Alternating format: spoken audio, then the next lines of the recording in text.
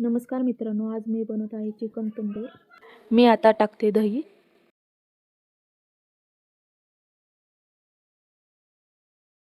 आता टाकूया धने पावडर, हळद टाकून घेऊ, मिरची पावडर, आता टाकून घेऊ चिकन मसाला,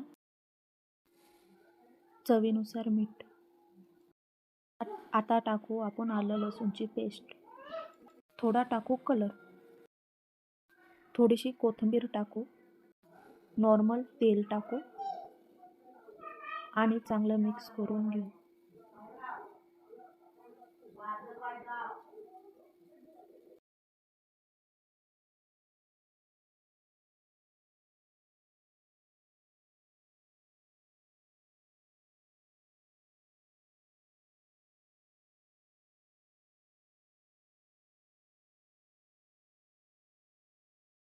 चांगलं मिक्स केल्यानंतर मॅरिनेट करायला 10 ते 15 मिनिटं ठेवून देऊ।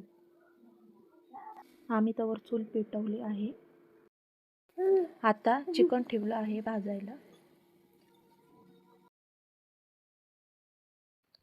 भाजल्याच्या नंतर आपल्याला पाहिजे तेवढं बटर लावून घ्या।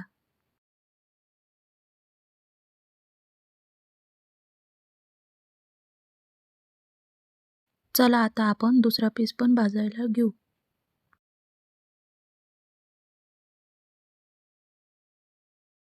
आपली डिश तयार झाली, चला आपण सजून घेऊ।